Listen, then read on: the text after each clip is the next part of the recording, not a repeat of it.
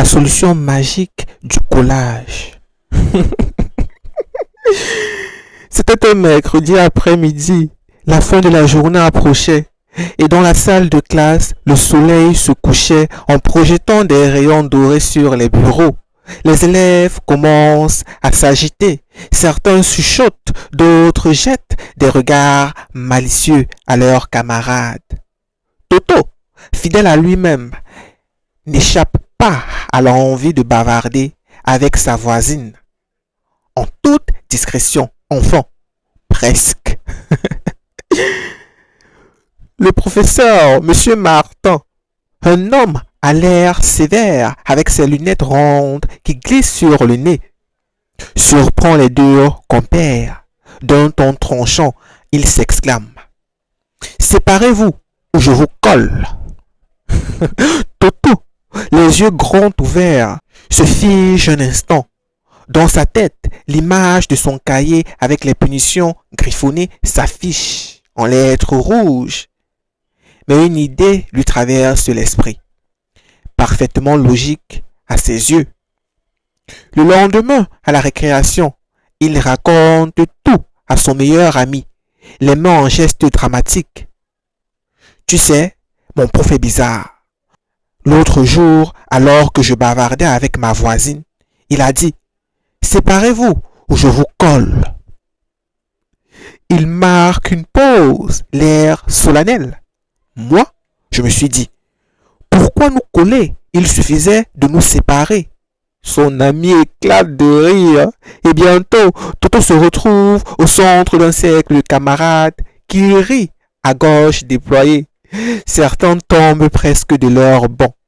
Même la maîtresse qui passait par là jette un coup d'œil incrédule, mi-amusé, mi-exaspéré. Et Toto, lui, reste là, satisfait dans sa logique infantile. Le problème du courage était complètement résolu. Il suffisait de bouger d'un siège.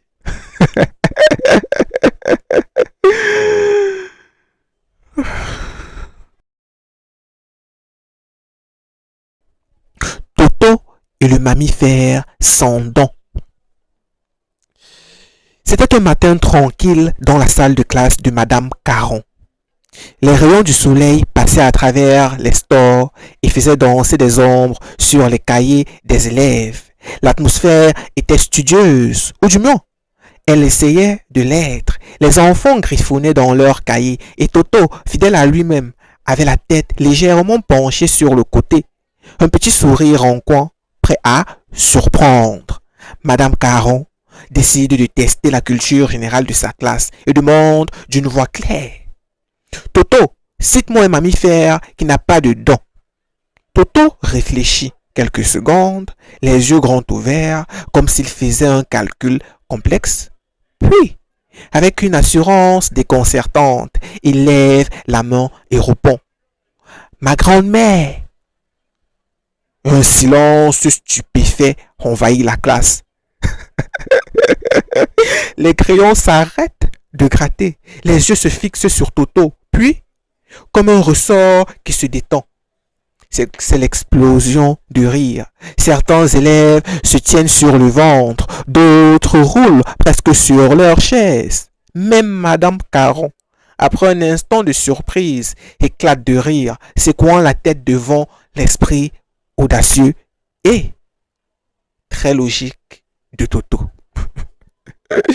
Toto, lui, se rassoit tranquillement, satisfait.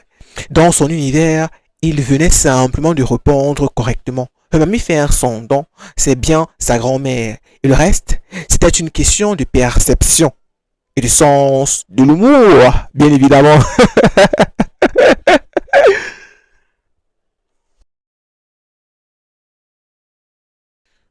Toto et la conjugaison du sommeil. C'était un mardi matin, dans une petite salle de classe éclairée par un soleil timide. L'air sentait encore un peu le café de la maîtresse et certains élèves avaient à peine ouvert les yeux. Toto, lui, avait la tête penchée sur son bras et un énorme bâillement prêt à exploser à tout moment. Madame Lefebvre, décidée à réveiller un peu les élèves, décide de faire un petit exercice de conjugaison à voix haute. Toto, quel est le passé simple de je baille? Toto se redresse à moitié, cligne des yeux plusieurs fois et répond d'un ton assuré. Je baillais, madame. La maîtresse hoche la tête, satisfaite, puis elle poursuit. Et le futur? Toto, visiblement un peu dépassé par tant de subtilité grammaticale, prend une grande inspiration. Un bâillement menace de s'échapper et finit par répondre tout naturellement. Je dors? Un silence tombe quelques secondes dans la classe. Puis, c'est l'hilarité générale. Les élèves éclatent de rire. Certains se tiennent le ventre, d'autres tombent presque de leur chaise. Madame Lefebvre, essayant de rester sérieuse, secoue la tête en laissant échapper un petit sourire incrédule. Toto, lui, se rassoit tranquillement, satisfait. Dans sa logique, bailler et dormir, c'était la même chose. Et il venait de révolutionner la conjugaison à sa manière.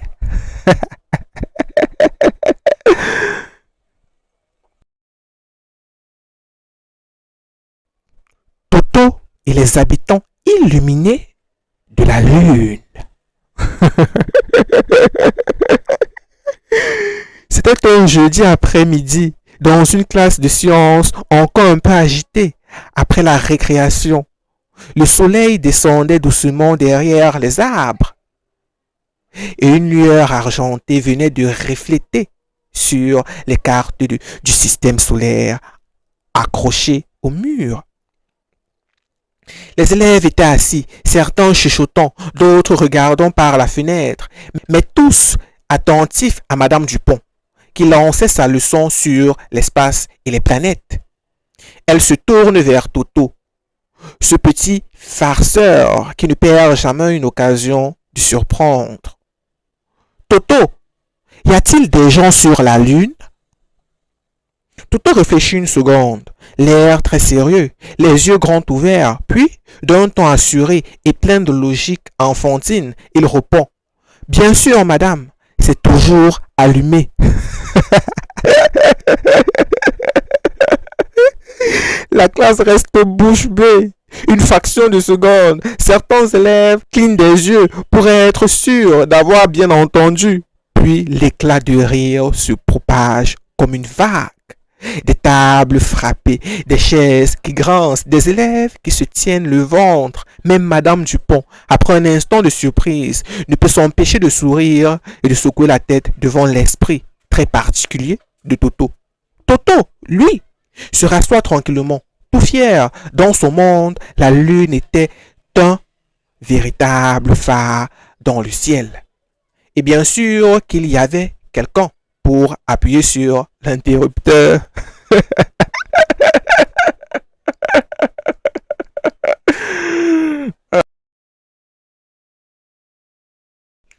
Toto, le vrai découvreur de l'Amérique.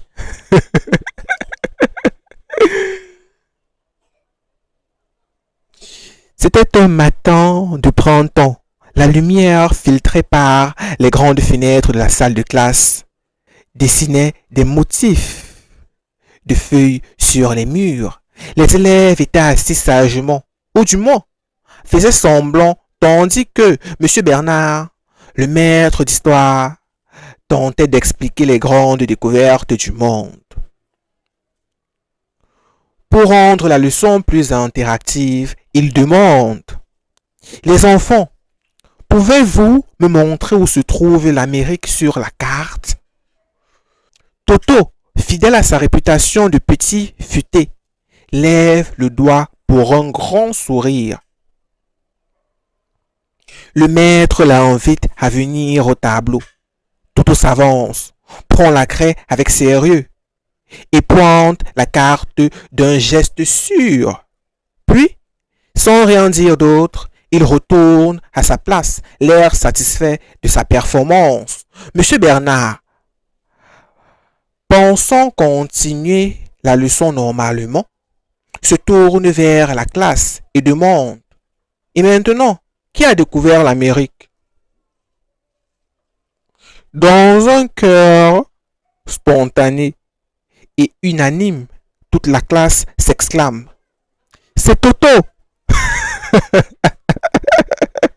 Un silence stupéfait envahit d'abord la salle, puis l'explosion de rire commence. Certains élèves tapent sur leur pupitre, d'autres se tiennent le ventre en se balançant sur leur chaise. Même le maître, après un instant de stupeur, ne peut s'empêcher de sourire et de secouer la tête.